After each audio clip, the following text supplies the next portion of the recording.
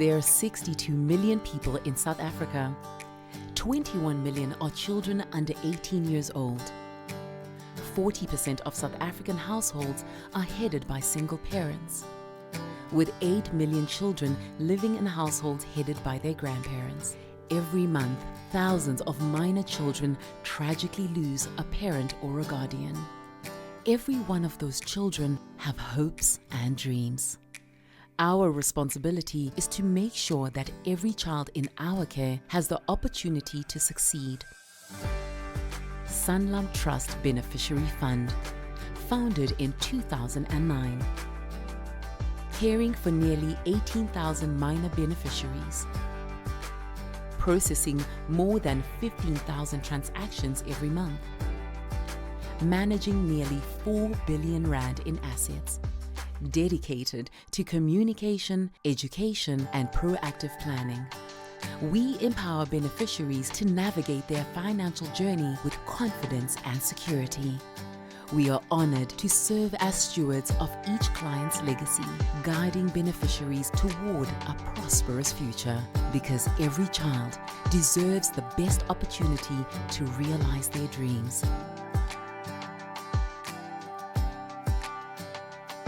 Sanlam.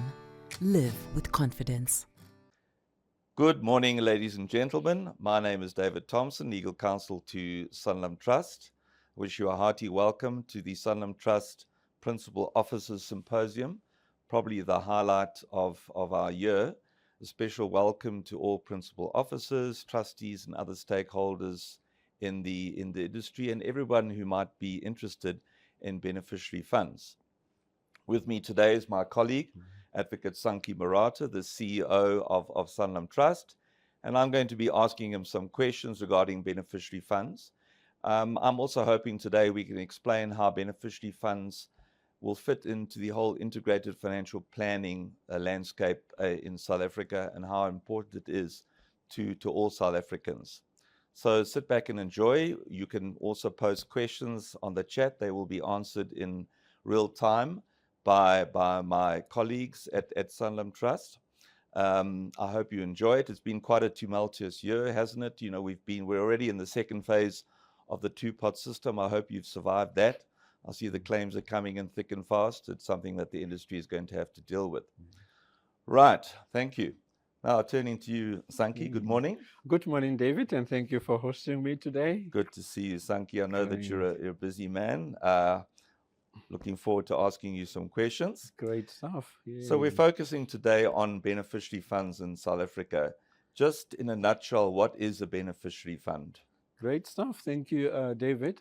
Beneficiary funds are structures or vehicles actually used in the industry, to receive benefits in terms of Section 37C proceeds. Those proceeds actually, or benefits, are as a result of the member of the pension fund passing away, and then there are minor children in that particular matter or case, and then the proceeds then either the board needs to decide to give to a beneficiary fund or to a surviving spouse, being a guardian and all that. So beneficiary funds are structured in that way that they are able to receive those funds, be able to maintain the children, make sure that they invest, the administrator invest those funds, and also look at the long-term life expectancy of the child, and make sure that they grow with the child from cradle to success, and also making sure that there is a board that has an oversight in terms of that. So the governance of beneficiary fund is very, very important, because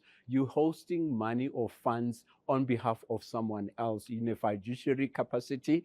Those are billions of money that you're hosting in your capacity, and you got to make sure that the governance of that, it's strong, it's great, and the board has to play a role in terms of having that particular oversight. One particular story I like to share in terms of the importance of beneficiary fund. I'm a benefit of a death benefit. Where I am today is because of that particular Wonderful. proceed. When I was 10 years, I lost my father. Yes. And I remember very clearly, it's the first time that I saw financial advisors come into my home where we had the meeting, and my mom and granny were there. And, they had a chat. And I know all of a sudden my mom had some funds. And I used to go with my mom to a particular blue bank with a book bank that she had, to draw money and to pay for us. And, my mom told me at a particular time and said, when you go to university now, the funds that I've saved, it was a 30,000. It's the only one. It's the only fund that I have that will take you through university. That's what your father left. My father used to have, insurance policies. In those old books in the olden days, I think it was a 515 rand. We still have that at home. And I think that's where it started, the love of financial planning as well. And that 30,000 is the one that, escalated or assisted in really empowering me to go to university and start my degree. So whatever the benefits, the member might have contributed to the pension fund. We have the two-pot system that is eating actually into the benefit of the member, but that particular 30,000 can empower a beneficiary to get to university, to start a business when they are majors and all that, or to look at their general well-being and all that. So beneficiary funds do have a very vital role to play in the society and really elevating and helping minor children in our communities and to become good citizenship. Absolutely, Sankie. And it follows on from tragedy. The role of a beneficiary fund and the administrator is so crucial, isn't it? Because you've now got a loss in the family. You've got people bereft of a breadwinner. And now money coming in, as you say, to a lot of families that aren't used to handling it. So you mentioned governance. How do we make sure, how does the beneficiary fund make sure that money is looked after safely? What are the governance structures in place for beneficiary funds? Yes. David, ethical culture is very important. And I saw in, the King that talks about governance and all that. It looks around sustainability, good governance, ethical culture. The administrator needs to demonstrate the levels of ethical culture. The board needs to have that particular ethical culture and really understanding that they're hosting those funds on behalf of beneficiaries. They are not there. Those assets doesn't belong to a company or to an administrator. And I think in terms of good governance, you gotta have to have the clear structures. In terms of, as a beneficiary fund, you gotta have to be registered with the FSCA in terms of Section 13B as well, and have the person in charge who oversees and take responsibility. Of the beneficiary fund. Also, the board need to make sure that governance, they hold the administrator responsible and accountable as well. And also, they have a role, the board, to make sure that there's clear governance in terms of the internal procedures. There's internal audit in the administrator space. There's also external audit, and also making sure that there is ways in terms of investing funds in a sustainable way. And importantly, the element of Ubuntu is very important. Absolutely. Humanity. You're dealing with money that belongs to the vulnerables. Absolutely. Many years ago, we had something in terms of the living hands, where, before the structure of the beneficiary fund, we had trusts, Fidentia story, where, the money of orphans and, and widow and widows was squandered or taken away, and a lot of things happened in there as well. We got, and then the beneficiary fund structure and reporting processes had to come through and all that. Surely we don't want to create one of those things. That's why governance is key and it's vital, for beneficiary fund. Absolutely, Sankie. So just from a practical point of view, because let's face it, on the death of an employee and have an employer-sponsored retirement fund, possibly with group life, the trustees do have some discretion in terms of the Pension Funds Act as to whether to pay it to dependents, pay it possibly to the guardian if there's a surviving guardian. So how does the money actually find its way? How does the money find its way into the beneficiary fund? And then what about the role of the investigators who then get to know the client and to understand the client's needs? Because that sounds to me like that must be very important as well. Mentioning a very important point, at the on the fund side, the trustees of a transferring fund that's going to transfer funds into the beneficiary fund, mostly they have subcommittees, and those subcommittees would be the subcommittees that will be looking in terms of investigating or outsourcing that particular investigation. But crucial for me, it's a fact finding in terms of you gotta gather the information, have all the information when the death is reported.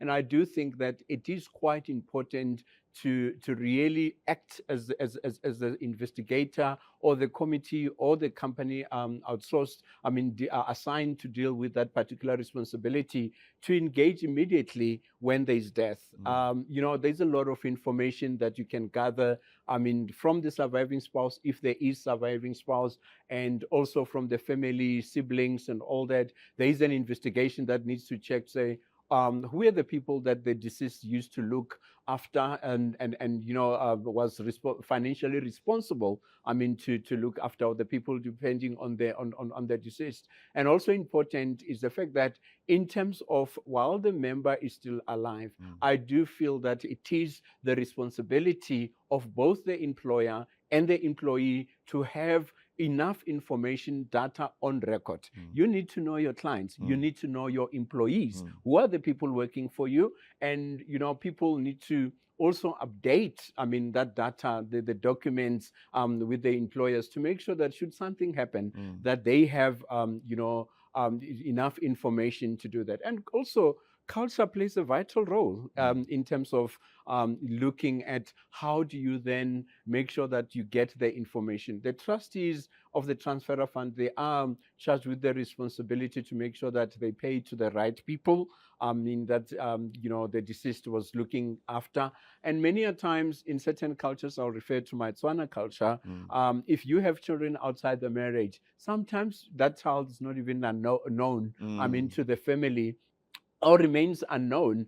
And the new wife might not even want to disclose that. But also it's important for the investigator to go practically, to simplify it, to go gather information from the parents if they are still alive as well. And remember, when drafting that affidavit that you got from the from the family, it's important to have all the facts in there, and for the fund to act according also to that affidavit. You don't want 20 years, 10 years later for a male child to rock up and say, I dependent on my father and all that, and I never received any benefits. Absolutely. So there must be proper due diligence and work done by the investigator. And it's quite interesting, if I may share.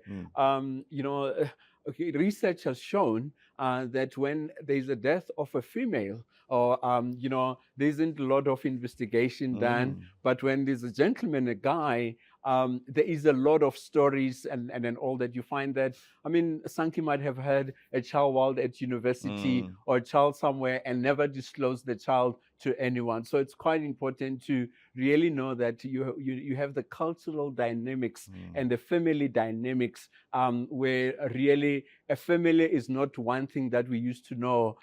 Family can be hybrid. Family can consist of different things as well. And your investigator needs to be empowered to know that. No, absolutely. If we look at our history as well, the apartheid system, the migrant labor system, the breakup of families, and then you marry that with cultural norms, with people that are married with customary marriage and therefore can have more than one spouse. And the concept of family is extremely wide. And I think then it's important, isn't it, for the transferal fund, when an employee dies, to have confidence in the beneficiary fund, to want to have the confidence to transfer that money to the beneficiary fund. But they have a choice of a beneficiary fund, obviously. Important that they see that beneficiary fund as being well governed, and also having a relationship with the employer fund. I think that sounds to be quite important, Sankie. Yes, it is. It is very important. That transition making sure that the transferor fund has a good relationship with the fund. They need to trust that fund. That beneficiary fund must have a reputation and must be really adding value, because they're entrusting millions and billions, of children with this particular beneficiary fund. And beneficiary fund must actually also prove that, in terms of the audits that they've had in the past financial years and all that, they are up to standard and they are a good corporate citizen in a country. Absolutely. I couldn't agree more, Sankie. So it's our principal officer symposium today. Yes. So the obvious question is, what is a principal officer, and what are his roles and responsibilities in that regard? The principal officers, they play a vital role, and they are my bosses in terms of the funds and all that. And also they are charged with their responsibility because they are an executive of a fund. It might be a transferring fund or a principal officer of the beneficiary fund. Statutorily, they are reporting to the FSCA. They have to be independent in terms of that. And, they have to see that the governance functions of the fund, are executed properly as well. There is compliance within the fund as well. And also ensuring, one important fact that I forgot to mention earlier, to ensure that there are sufficient insurances, indemnity covers as well, cyber security and all those, different legislative, policies in terms of protection of personal information, making sure that, children are protected, but also playing a vital role in demonstrating that Regulation 28 and all other legislation relevant and applicable to the beneficiary fund that are executed and are applied. And also one important thing is about transformation. They need to ensure that the boards, the funds are intentional and objective about transformation as well. We don't need an amendment to Regulation 28 like the directive we had, I think towards the end of the year from the FSCA, stating that, funds principal officers needs in their procurement policies, they need to consider the intentions of transformation. What they really need to do, it needs to come natural, because we need, first of all, consider the people that we are saving. We are saving the vulnerable. We are saving the minor children as well. And important is your service providers. The service providers needs to reflect the demographics of the country that we stay in. Absolutely. And also in dealing with them in terms of their own languages is very, very important. Isn't that true, Sankie? Very important. You have to be fluent in all the 11 official languages, including the sign language. That's why earlier I mentioned that culture plays a vital role. I cannot send David to my community in Tabanchu, to go to talk to a Tani or Granny that not be able to converse in English. I need to make sure that I have relevant people with the relevant knowledge of the culture, the language as well, that are able to speak the language and understanding of the situation as well. Culture and language is quite important. And you touched on, I know we've had an avalanche of legislation and regulation, FSCA and the FIC and others, information regulator over the years, and we're dealing with people's money. We're receiving money, we're then paying money out on the beneficiary fund is through the administrator to children, care of their parents or caregivers. So obviously, and we know that there's a huge risk of bank fraud in South Africa. So we know that cybersecurity and attention to detail in terms of regulation is very, very important, isn't it, Sankie? To make sure that people's monies are safe and that we pay the money out to the right people.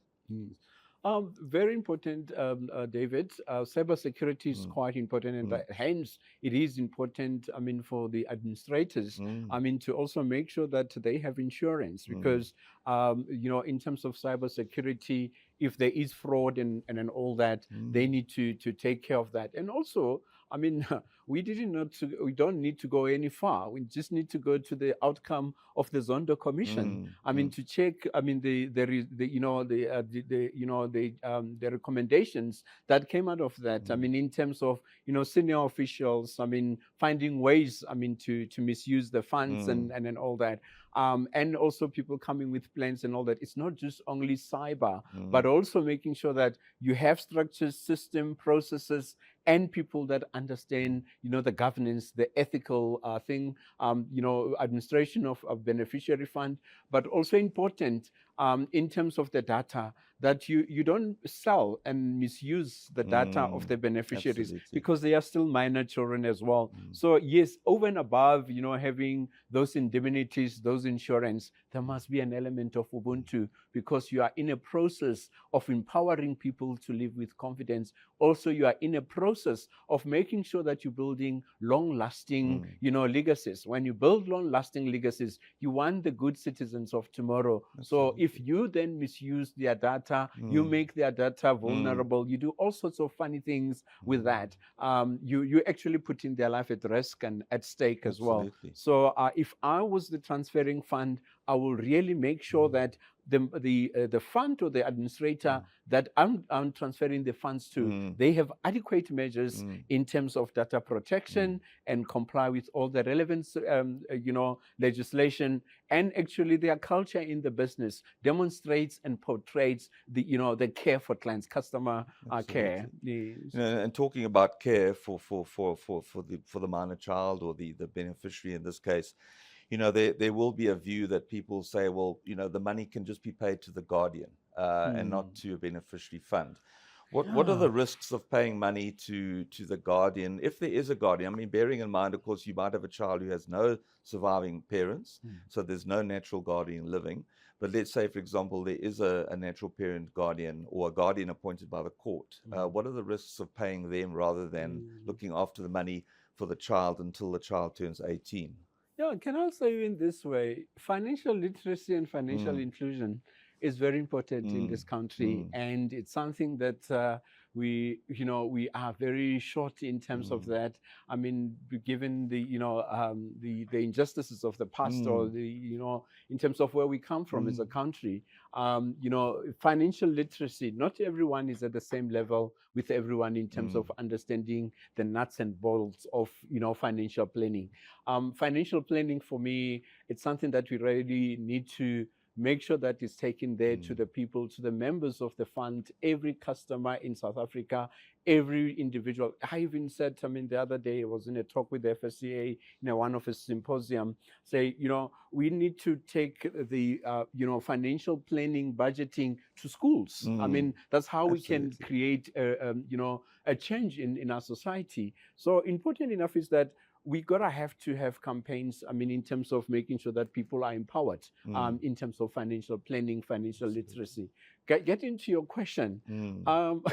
It's, when a fund is charged with that responsibility to decide whether to pay to a guardian, who's a caregiver. Remember, the surviving spouse in a normal family setup can be either when the husband has passed on, can be the surviving wife or surviving spouse. And that person literally, she is the guardian, natural guardian of the child. And in cases, like I said earlier, our families are not the textbook families. They are hybrid. They are different forms of our families. And in certain cases, you find aunties, uncles, and grandmothers in our country are the ones actually looking after the minor children. You find a situation where both parents have passed on, and you look at the granny. My granny at 94, if you give her amount of 2 million to administer to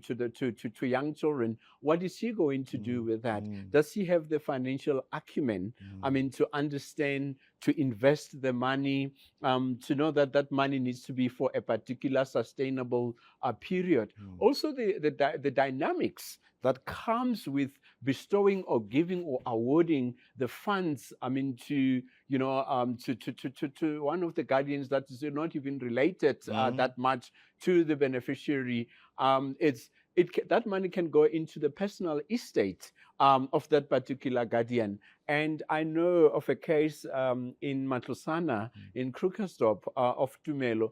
Tumelo, I mean, his parents used to work in the mines there in the Krugersdorp, in Klerksdorp area in Matlosani. And you know what happened, and lost both parents. And then he was adopted, not legally so, but taken by Rakhadi, one of the aunts in Hamarishana in Limpopo. And the money was paid to the aunt. And what happened then, tragic thing, the aunt passed away in 2 years' time, in a 2-year period. Then after that, the money, the 2 million, went into the personal estate of the aunt. And aunt had children. And in terms of interstate succession, there was no will. I mean, that money ended up going to, the surviving husband of the aunt and the children. And where is the child? So as trustees, as principal officers, we need to understand the unintended consequences of paying money into the guardians. And I think important is to check the financial acumen. Yes, don't hear me wrong. There are awesome, beautiful, bright, guardians, surviving spouse who would know, they are CAs, they are chartered accountants and all that would understand the financial planning. But you need to ask yourself a moral question. If this particular person gets remarried, is this child benefit still, protected and all that? Can you sleep at night?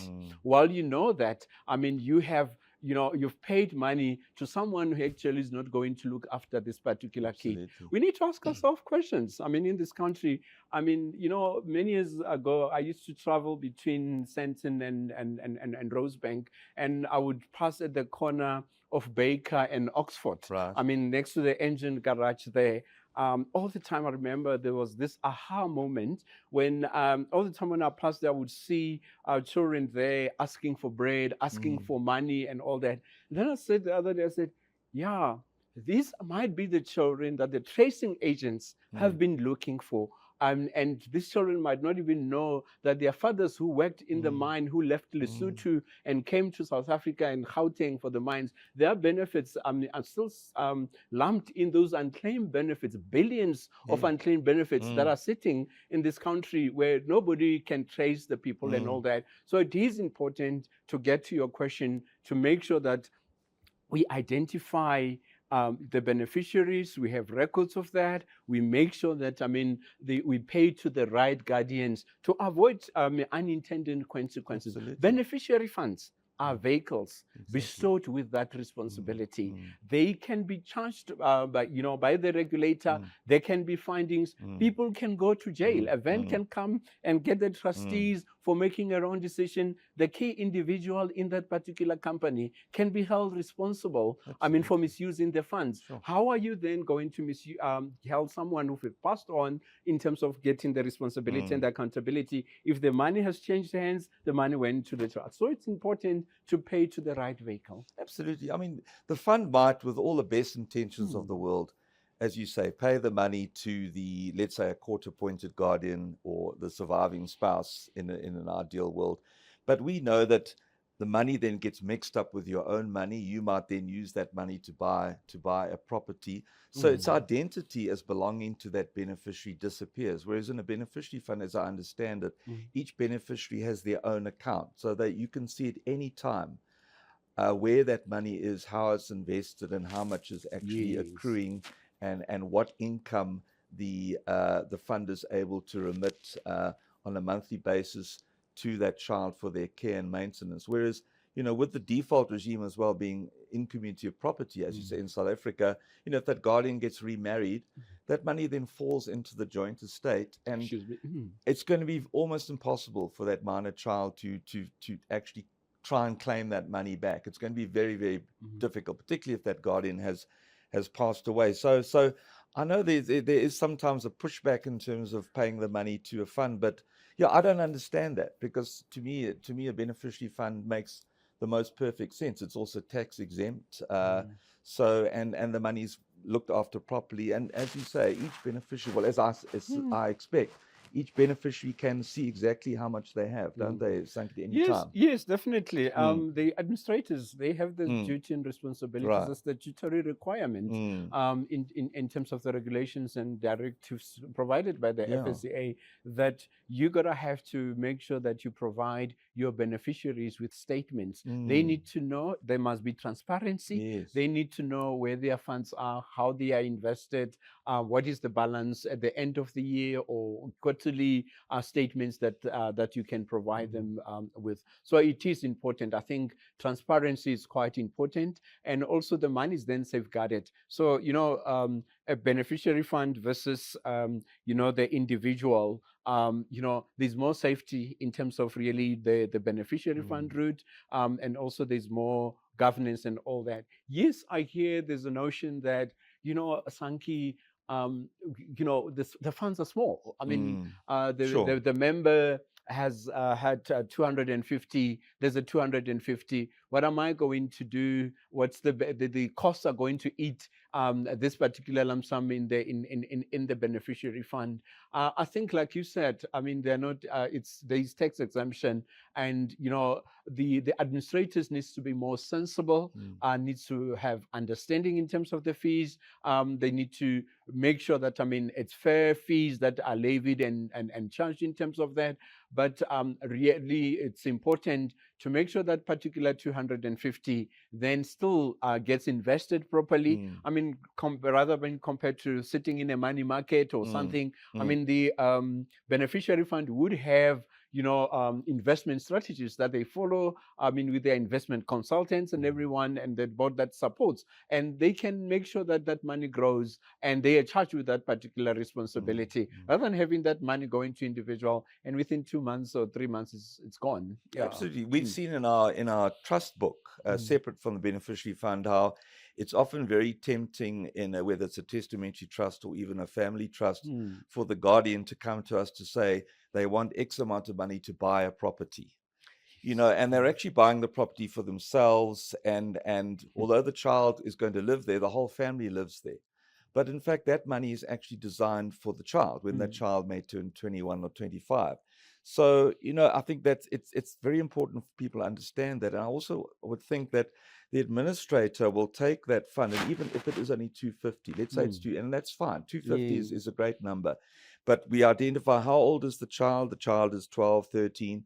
We have to make sure that that money lasts until that child at least finishes school and turns 18, whereupon obviously then the child is entitled to their capital, aren't they, Sankie? Yes, definitely. They are entitled to their capital, and there's proper ways and all that. I must say, as you mentioned, that there have been a period where there has been a myriad of requests, a lot of requests in terms of guardians asking for houses, for extension. And then, when those kind of applications come through, you assess that and you ask for whose benefit, and this house that you want to extend, and who's the owner of the house. Those are the important questions that trustees, principal officers, administrators need to ask and question. You find that Uncle Thomson is the one who's owning the house. So then the first question is, I mean, Uncle Thomson, why is you not renovating and putting your house into a particular better state yourself with your funds? Sometimes it's the surviving spouse receiving that. And when you look at that, the surviving spouse has received an award as well. When the awards were made, distribution was made by the transferring fund. And the first question I would ask there is, I mean, what did you do with your benefit? Because as a guardian or surviving spouse, you're still charged with the responsibility to look after your child. You need to contribute as well in terms of that. So get into the houses and all that. You find that people find clever ways of trying to get the money belonging to the beneficiaries and then build their empire, build their own houses. So you gotta be very clear and thorough in terms of getting into that. Let me share a true story that happened. I think that it was in Hluhluwe, in KZN. What then happened in that particular situation, in one of the funds, the family requested that the house, the bond of the deceased be paid up so that then the child, can stay, in that particular property. There were a lot of funds and all that. To cut the long story short, the transferor fund decided then to pay up the bond, of which is a sensible thing as well. But I think the important thing that they needed to do, and they forgot to ensure that while the bond is being paid, there must also be registration into the child's name. Absolutely. So to make sure that, the beneficiary of that particular house becomes the child and all that. Do you know what, David? 2 years, 3 years later, the house was sold. Ask me, where are the proceeds of Yeah. that particular house? The child didn't even get the proceeds of that particular. So you got to just not, you need to be wide and thorough in terms of assessing the situation. We are charged with the responsibility to protect the funds that don't belong to us. We need to build a long-lasting, legacy for these children. Are my actions building the long-lasting legacy? Am I empowering the child to live with confidence? Yes. Am I empowering this child to go to university? Am I empowering this child, to be able to get out of the misery of losing the parents? Or am I just making him or her vulnerable? A quick, easy decision. It's the tough decisions one really has to analyze these things properly. And thinking about that, can a beneficiary, when he or she turns 18 and becomes an adult, can they then possibly hold the trustees accountable if they remitted the money to a guardian who squandered the money? And if they'd applied their minds, they should have actually come up with a better solution. Could they hold the transfer fund accountable? Because it's not as if the minor's rights have prescribed. They now become an adult, they become aware that the money's been squandered, and they're now on the streets, for example. Is there a possibility there from in a legal point of view? Yes, David. Trustees are personally liable, can be held personally liable. That's why trustees have to have the indemnity cover. The businesses or the boards that they're working for need to make sure that there's enough adequate insurance. Definitely, they can be held liable. For example, I mentioned the affidavit earlier. If you're going to collect the information of the children as an investigator, remember that is the responsibility of the subcommittees of that particular board. Right. You cannot outsource your responsibility, and you cannot outsource your accountability. Yes. You still remain responsible and accountable as the trustees. Be bestowed with that particular responsibility. Should it happen that the investigator goes and collect the information, gets the information from, maybe example, the ex-wife, maybe the ex-wife, let me make an example. Ex-wife would say, you know what, I divorced this guy 20 years ago. I don't want anything to deal with the funds of this guy or the family of this guy. But forgetting that the poor minor children is sitting here. These are the benefits of that. Yes. And then you go write that affidavit, but you don't even disclose the name or that particular fact. Let's see who's this particular beneficiary comes and can rock up 10 years later and said, okay, my father used to work for your mine and I never received any benefit. So you then went to the children of the new spouse, new marriage and all that, gathered the information and only paid that. You owe the Siho 1.2 million. So then the trustees need to make sure that, they are able to fund that. So you cannot just ignore, the information. That's why I said earlier, it's so important to understand the family dynamics and as a trustee to also understand there are patterns, there are family patterns that really are quite different, from all walks of life. And yes, that particular minor beneficiary can rock up 18 years later while she is a major let's to come and request that. And actually, that is a true story where that happened. Yeah, Yes, I've also heard of those stories, and it's actually quite shocking. Just in now focusing on our beneficiary, and of course, it's important that the fund understands and knows the beneficiary. Therefore, the information they get from the transferring fund is important, but it's also important for the administrator to have an ongoing relationship with the beneficiary. What if the administrator discovers, for example, that the beneficiary is maybe abusing substances or struggling with certain issues in life? What do we do there? How can we deal with that? And of course, we know that when they turn 18, they are entitled to their money, and that's where, I know that I've heard that Sanlam Trust has put a Protect Umbrella Trust in place to possibly look at preserving that money. But what can we do for the child until they turn 18? David, we have a serious problem in our country. Mm, The drug abuse, the rate of drug abuse is high. terrible. People using nyaope, using take all sorts of drugs and all that. We have distorted families where especially there's money, people blew money like nobody's business. Children are not looked after. And the impact of that, and I'm going to talk about something that really happened. You find that, I mean, the surviving spouse or the guardian, I mean, cannot even manage to live properly because now the kids or the kid, they're abusing drugs and they're demanding money, I mean, from the poor lady or surviving spouse. These are the problems and issues. So I always say the beneficiary fund, the administrator, needs to be real. You are in a business of making sure that you're growing with the child from cradle to success.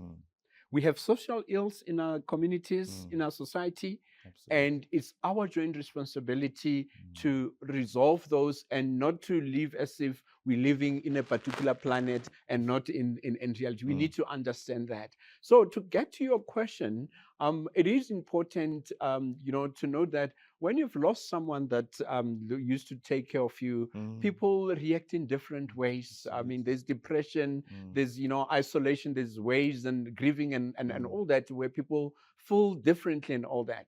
I think as the beneficiary fund charged with that particular responsibility, you need to be involved in the business of growing your child, because now you're just not taking the number, but those are lives of Yes. people. You need to know them. So you need to make sure that, I mean, you have service providers in terms of, social workers. You have your psychologists, I mean, that you can use as well, and rehabilitation centers. And that rehabilitation centers or those service providers that you have must also reflect the demographics of the country that we live in. You cannot go take a child that stays in Kofimvaba or Engobo in the Eastern Cape and then try to bring that particular child into the city here and, with the big English and all that, having the people speaking with trying to at the rehabilitation center. You gotta have to be in touch with that in the communities. So that is a problem. And the other problem that I have experienced is even the rehabilitation centers, the administrators needs to do due diligence. Some of the rehabilitation centers, they take advantage of these vulnerable children that are then sent to the center. I've had a request where the rehabilitation center says, "Oh, Sankie, we need a taxi, a kumbi. The minor beneficiary staying with us here wants to buy the center, a kumbi, wants to extend and build a house in the center." And I said, "What sort of madness is this? What a request is this?" I said, I could, assessing the request, I could see why I'm bestowed with these funds. I mean, to protect the funds of this particular child. So why is this child enhancing, I mean, the rehabilitation center? Is the rehabilitation center doing their job? They need to help me to rehabilitate the child. So there are people with ill intentions, and you, as administrator, you gotta have to be seen doing proper due diligence to make sure that, I mean, you get the good service out of that. And you must always remind yourself that you want to see this child to develop into a good citizen in the future. Before you go to sleep at night, when you sit in your lovely boardrooms and executive rooms that has nice views of Table Mountain, ask yourself, are the children happy? The decision that I've made, is it really going to build a long-lasting legacy for this particular child? Absolutely, Sankie. And it is so critical. We've got to, the beneficiary fund and the administrator needs to put the interests of the minor beneficiary first, but also be part of the real world. So to consider these demands that you might get from the guardian, if they appear to be excessive, to investigate the matter and to make sure that are we doing the right thing here? Does the Yes. guardian really or caregiver really need this amount of money for the child because the child has got these problems? Do we, for example, possibly pay the service provider directly, but then one obviously has to do one's due diligence. Mm. So we've talked about the risks of funds, say, deciding to pay the guardian, Yes. surviving guardian, if there is a guardian, instead of the beneficiary funds. But when it comes to a guardian, what are the rights? What are the responsibilities of a guardian? What are the fiduciary responsibilities of a guardian? Because effectively, they are now vested. If they are vested with the assets of the minor, there's a huge responsibility there. So what are those? And if I'm appointed, let's say I'm appointed as a guardian by the court. So let's say my cousin passes away, and he and his wife pass away, and I'm appointed guardian of my nephew. Do I now step into the shoes of the parent? I now have to educate that child, cover their medical aid. I mean, it must be quite an onerous responsibility being a guardian. Oh, definitely. There is huge responsibility. Mm. Let's say the guardian receives the benefit of 2 million. Mm. I mean, for the minor beneficiary who would, still at age 7, they're bestowed with that particular responsibility to look at their general well-being, that they grow, and also the maintenance, the livelihood, and all that. I mean, health and all that. But also, they step into the shoe of the deceased parent. I like this notion that the master of the High Court is the upper guardian of all minors. Yes. And you become the upper guardian of this particular beneficiary. So in most cases, you find that, I mean, if for example, if both parents passed on, and then there's an auntie or there's an uncle or there's a granny, you gotta have to ask yourself, the 2 million or the 20 million that you have received in this capacity, in my view, you gotta have to have a separate bank account.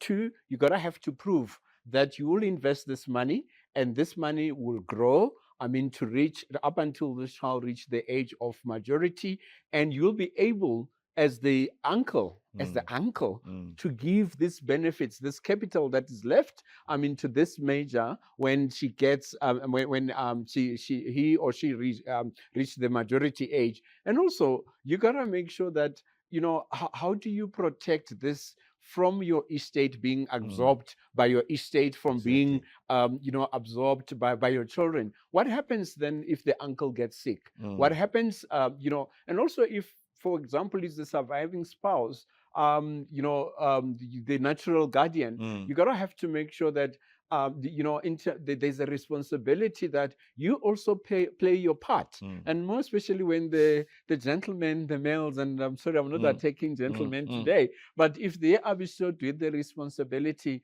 they tend to forget that they also have the responsibility to contribute to their part and not living out of the lady's estate or the lady's benefit. I've had a case like that, where this gentleman demanded all these benefits and all that, and then I asked the gentleman, I said, "Sir, what are you contributing? What are you bringing on the table? Because this is a joint responsibility." And you find people then go get remarried and all that. So you gotta have to assure the transfer fund and also the regulators and everyone, I mean, in this particular environment or industry, that you will be, I mean, looking after the funds and all that. And financial literacy, financial acumen, it's very important. And do you, as an individual, have even insurances to cover for when something happens and then all that? So those are the questions that you gotta have to ask yourself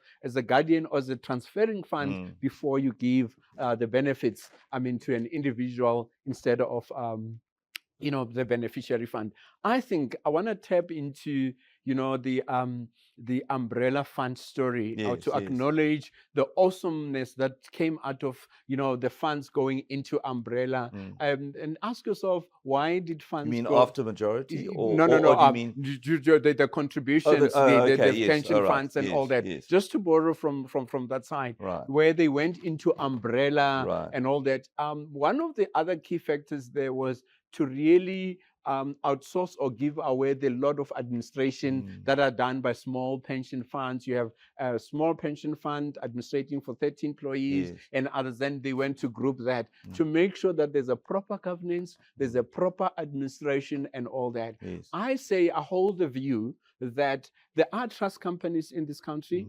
There are fiduciary companies, there are beneficiary funds that are bestowed with the responsibility in their nature to have custodianship of the funds that belongs to other people. Exactly. I mean, they are bestowed with the right to act in a fiduciary capacity. They are trained, they have trained people, they are competent, they have proper institutions and in all that. Why then do you want to do or outsource the job that you are bestowed with to someone else who doesn't have the responsibility, I mean, the knowledge, the competency, or even the skill or the structures to hold the funds? Copy from what the umbrella funds did and really specialize. Give to the people who are bestowed with the specialization and are actually are monitored and they have statutory compliance to comply with to make sure that they hold and keep the funds of children. Absolutely. You touched on, just taking a step back, you made me think of some cases I've come across. Interesting case where you mentioned that people sometimes underestimate their role as surviving guardian or court-appointed guardian. Is that, you know, there's sometimes an expectation that that guardian has a responsibility to raise the child, educate the child, make sure the child is cared for medically and all, and gets on their way to life. They cannot just sit back and now only use, it might sound a bit cynical, but only use the money accruing from the deceased. We've had that situation. It's a bit like if I'm in a marriage, my wife and I play an equal role in bringing up the child. Now, if my spouse was to die and monies get paid out, as you say, you sometimes get these surviving guardians who make excessive demands, and you actually see that they're not making any contribution to the upbringing of the child, jeopardizing the sustainability of the money is that's going to be available for the child until 18. And I think that's where people need to understand, if you're appointed as a guardian, you have a certain responsibility, and you cannot just sit back and expect the fund to pay for everything. So we've touched on the dangers of just paying the guardian directly, because the temptation would be for the guardian just to use all that money. Let's face it, that's human behavior. And on the other side, if we're managing the money, we then have to be mindful of the family situation. You might have our minor beneficiary is one of 7 children, for example, and that money is just for him. But you find sometimes that the demands that we then have to investigate are actually for the whole family. And I think that's important. That's where we need to know our client and do our proper due diligence. I don't know if you agree with me on that. Yeah. I agree with you. Very importantly, you need to know your client. We cannot only know our client for figure purposes. Yeah, exactly. We need to know our client, make sure that, I mean, we know who we are dealing with. We have a clear profile view of your client and also the dynamics around them as well. And also spell out on early engagement, at the first engagement meetings and all that, when you sit down with the surviving guardian or with the guardian, or surviving spouse, and mention the fact that you also still have the responsibility to look after this particular child. And I do think that also comes with the need, and something that I really I hold a very strong view in terms of that, to say financial planning is not only for a certain level of people or individuals. Absolutely. Access to financial planning in South Africa is important to everyone, whether you have a minimum job or whatever, executive job and all that. It's important to really holistically look at integrated financial planning. Make sure that, as a financial advisor, as a planner, you understand, you're building the wealth, you're building people you're helping people to create wealth, protect that wealth, and build this legacy that's now transpires into the beneficiary fund as well. So what you need to do, a financial planner needs to understand, what are the benefits that my client has with his employer? who are nominated in there as well, and also look at all the other aspects of financial planning. And we cannot deal with this isolated and and when having engagements with guardians, I mean, when you do that budget or whatever financial plan, Yes. you need to know that there's a part of your finances that needs to contribute to the upbringing of your child as well. So it's really it needs to be for all, and people need to be aware in terms of that. You touched on budgeting there. So Mm. does the administrator, on behalf of the fund, actually then do a budgeting sort of exercise for the beneficiary when the fund receives the money? It is important Yes. at onboarding stage Yes. for administrators to do a cash needs, liquidity needs analysis or cash flow Right. analysis. Yes. We need to understand, what are the expenses of the child? What does it cost to take the child to the school? Is there transport in there? I mean, are they, groceries?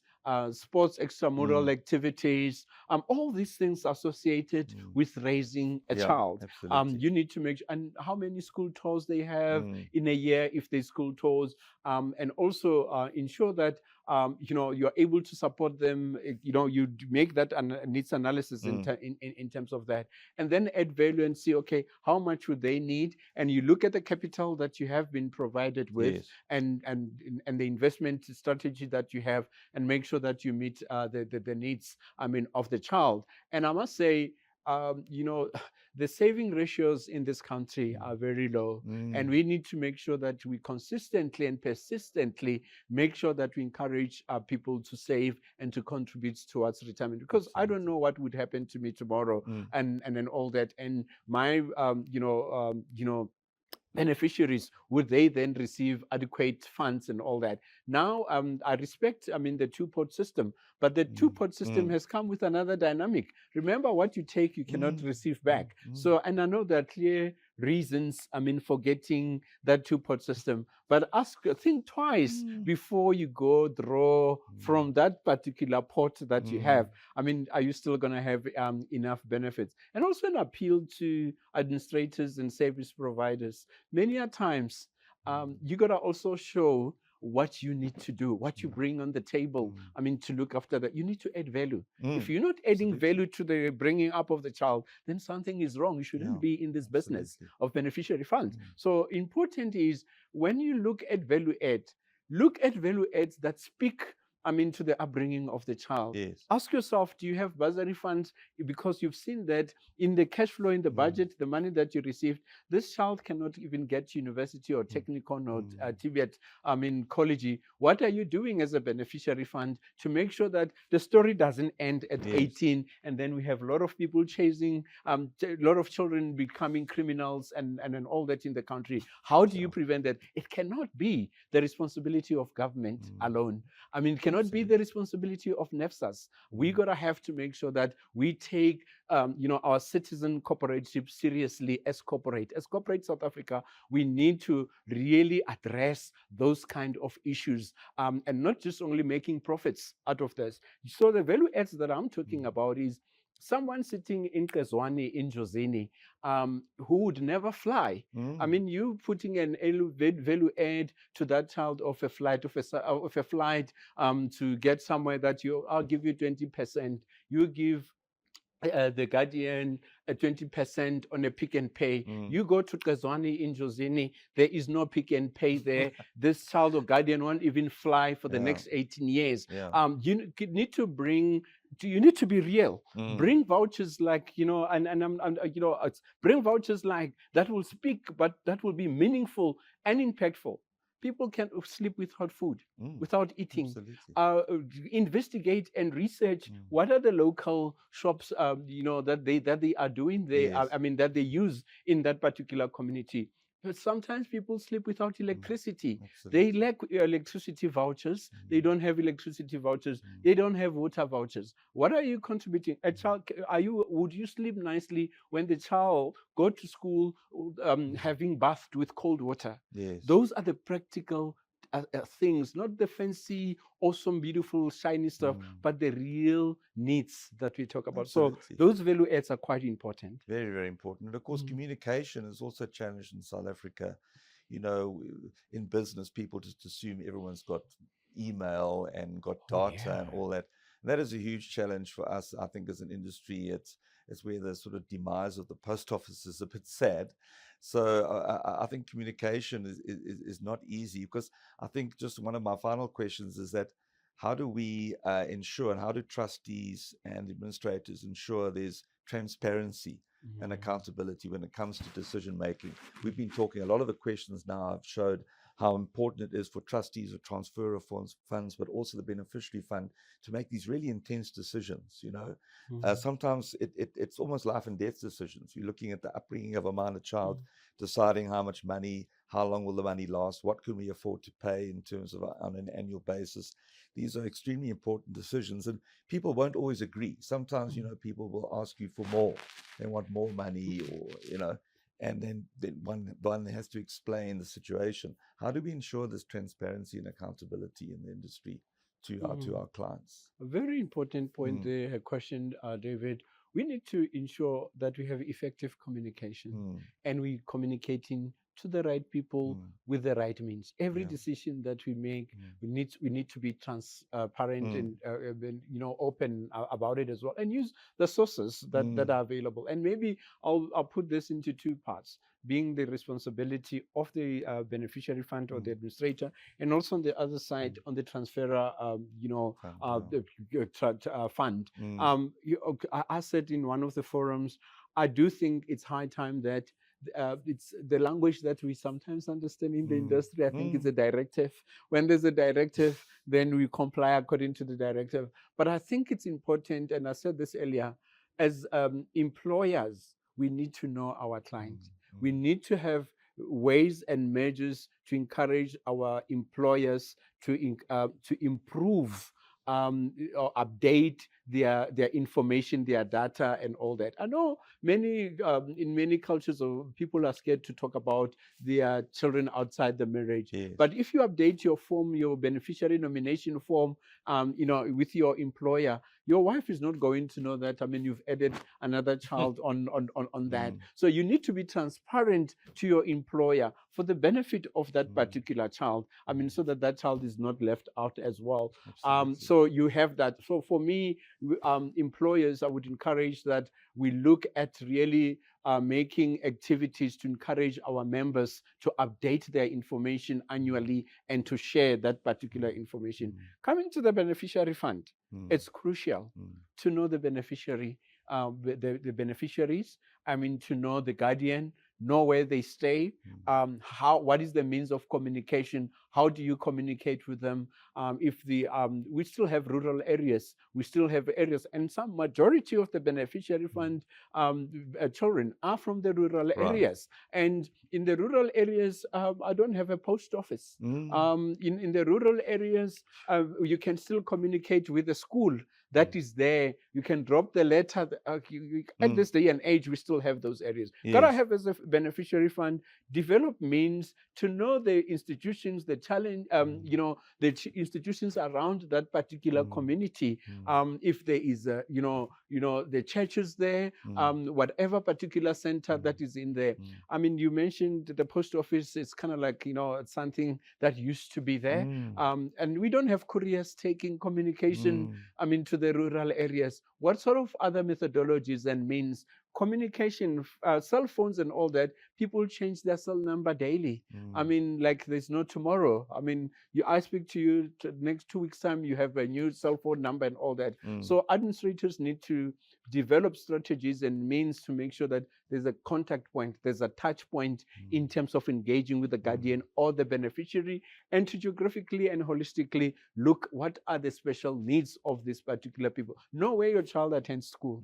Your principal and the class teacher would know whether the child was at school today. Yes. Build those relations, have those networks and then all that. So and make sure that you keep communicating with the guardian. You have things like guardians roadshows. I was thinking of that. The yes, Guardian Roadshow. Maybe we touch on yes. that. Yeah. Where you have your administrator go in there, with people able to speak a different language. You go to Rustenburg. Yes. I mean, if you have a majority of your funds sitting in Rustenburg, For example, Mm. you've got to have to go there with the right people speaking the language, understand, help the guardians there, the grannies, explain everything in their home language as well. Go to Hluhluwe, or Josini. I mean, have the relevant people that you're able to sit and talk to the guardians as well. And those must be powerful and effective. Have your computers, have mobile cars, whatever it is. I mean, to ensure that, I mean, you know, when I grew up, we used to have this train, blue train that would come to Tabanchu for eyes and, you know, all these kind of chronic diseases and all that. And our grannies would go get onto the train, I mean, to be looked at. Develop something like that. I mean, where, you know, you have the stats of your beneficiaries. I mean, create something where in a year you've made a touch point, because you don't have post office. I don't know when was the last time I received a letter through post office. People, not people in the rural areas, have emails. I mean, when you speak about emails, you're foreign to them. So gotta have to be transparent and find means and ways there. Yes. Sankie's been fascinating. It's been an absolutely fantastic discussion. I can hear your passion for beneficiary funds. I know, being with Sanlam Trust, you know, we regard our beneficiary fund as so important, critically important to our business. You know, we love and care for our beneficiaries. Our staff are passionate about what they do, and I think it's really important that we engage and talk to everybody about this. So thank you very much for your time. Unfortunately, everybody, ladies and gents, we've run out of time. Hopefully we've managed to answer most of the questions on the chat for you, and I'm really hoping that you're as excited about beneficiary funds as Sankie and I are. Thank you very much from Sanlam Trust. Have a wonderful day further. Cheers. Thank you. Great. Thank you, Sankie. Thank you. Thank you, David. Thank you, everyone.